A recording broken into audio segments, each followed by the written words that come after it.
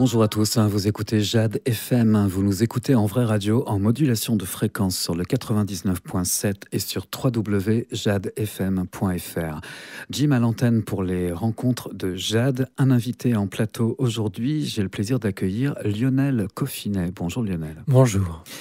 Lionel, on va discuter avec vous durant cet entretien d'un événement qui se déroule samedi 7 et dimanche 8. Il s'agit d'une fête de jardin, une fête champêtre, une fête au jardin. Comment on pourrait appeler cette fête ? C'est donc un rendez-vous intitulé Les Rendez-vous au Jardin, organisé par le ministère de la Culture, par l'ADRAC. Et donc tous les jardins de France qui le souhaitent sont ouverts. Alors c'est soit une simple visite de jardin, soit en fonction des uns ou des autres qui souhaitent organiser des événements dans ce cadre des Rendez-vous au Jardin, les 6 et 7 juin. Donc moi, mon métier, avant tout, c'est d'être metteur en scène. Donc je n'ai pas pu m'empêcher d'y faire un théâtre de verdure et de faire une programmation en musique, théâtre, et puis animations diverses, expositions, etc. Donc voilà, donc chacun l'organise un petit peu, ses rendez-vous au jardin, comme il le souhaite. Alors ça, c'est une volonté, on peut dire, gouvernementale. Oui. C'est une journée nationale. Tout à fait. Et qui est destinée justement peut-être à amener les gens dans un cadre champêtre. Naturel, champêtre, disons, de se reconnecter, je dirais, avec la nature. Pour nombre d'urbains, il y a bien des parcs et jardins dans les villes, mais aller dans la nature, ou comme chez nous par exemple, c'est une zone humide, donc qui est propice à la biodiversité, à côté du canal de Haute-Perche, avec des chênes centenaires, et puis on y a aménagé pas mal de plantations, donc le jardin vit aussi sa propre vie, malgré ce que nous-mêmes on fait pour l'entretenir et l'améliorer, quoi. Mmh. Alors moi, j'ai eu l'occasion d'aller dans ce lieu. C'est vrai, vraiment magnifique. Il y a le canal qui coule juste en bas du jardin. Mmh. C'est très ombragé.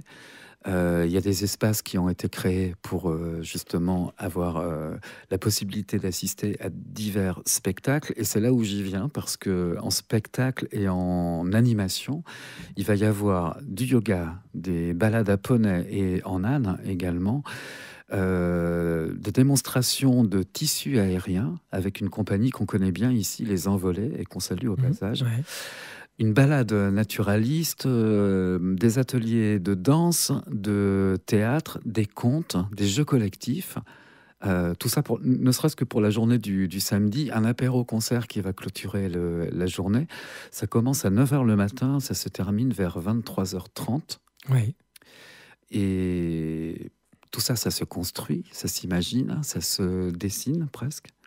Oui, alors la volonté, c'est quand même la diversité, qu'elle soit naturelle ou qu'elle soit artistique, d'essayer de proposer, je dirais, de manière ouverte et gratuite pour la plupart des spectacles d'animation, quelque chose ouvert à tous, quoi. C'est vraiment pour tout le monde, tous les âges, tous les centres d'intérêt, avec comme axe commun, je dirais, de la simplicité. C'est de revenir à quelque chose où on peut, nous par exemple, on est autonome au niveau de l'électricité, au niveau de nos maisons, au niveau du jardin. Donc c'est aussi une volonté de sensibilisation à une forme, je dirais, de décroissance, ou en tout cas de sobriété plutôt.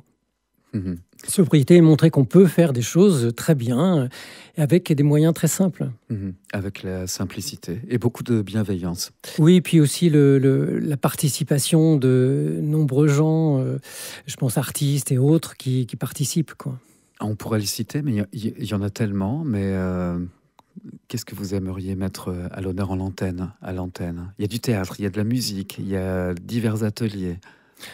Rien en particulier, tout ensemble. Enfin, je veux dire, c'est vraiment, je crois que en fonction des goûts des uns et des autres, c'est vraiment de venir. Il y a aussi un truc de plantes pour faire toujours le lien avec la nature. Donc, je pense en fonction des intérêts de chacun, c'est difficile de privilégier une chose ou une autre, quoi. Mmh. Alors, sur 2 jours, donc le samedi de 9h à 23h30, le dimanche à 9h, c'est reparti aussi pour le lendemain.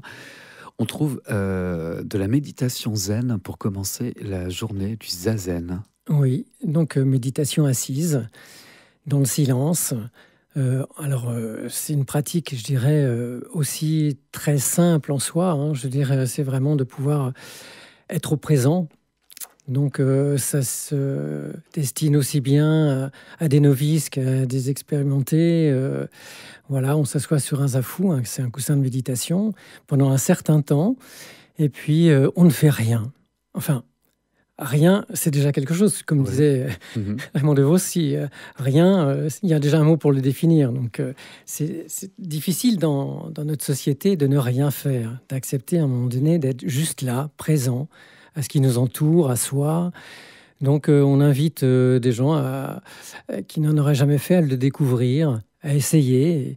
C'est une pratique très simple, c'est juste une posture et d'être conscient de la respiration et de coordonner la respiration au mouvement des pensées, voilà, en laissant passer les pensées.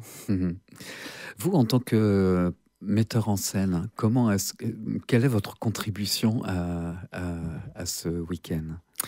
Alors moi, déjà la programmation, j'établis toute la programmation de ce week-end, mais aussi je travaille avec un groupe de comédiens depuis longtemps qui joueront justement samedi soir. Donc voilà, moi c'est des gens avec qui je travaille toujours. Le collectif Libre Étincelle ? Oui, qui était auparavant NTP, Nomade Théâtre Populaire.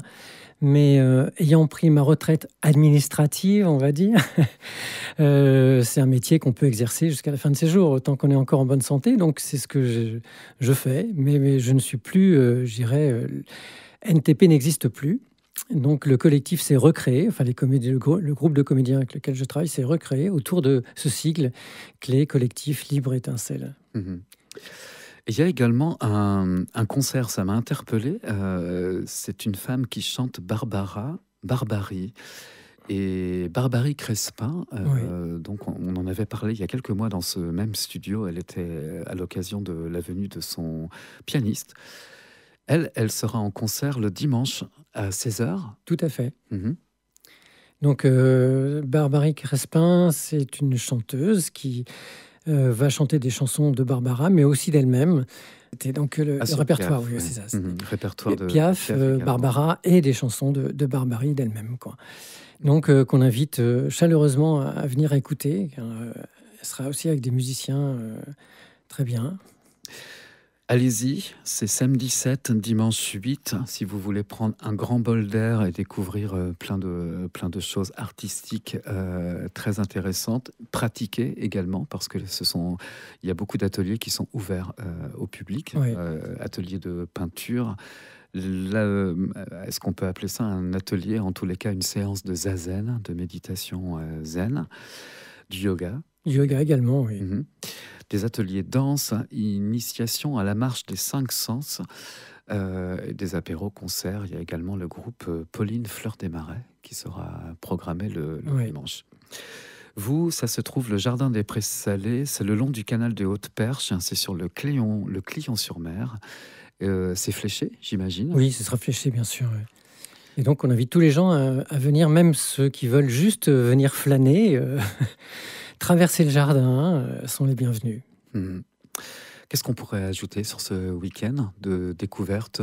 On espère qu'il fasse beau, déjà. C'est la première chose. Et puis, on espère que ce soit un moment joyeux, festif, chaleureux. Voilà, pour le plaisir du plus grand nombre. C'est tout ce qu'on vous souhaite. Merci beaucoup. Je recevais aujourd'hui Lionel Coffinet pour la fête du jardin. Merci encore. Merci à vous.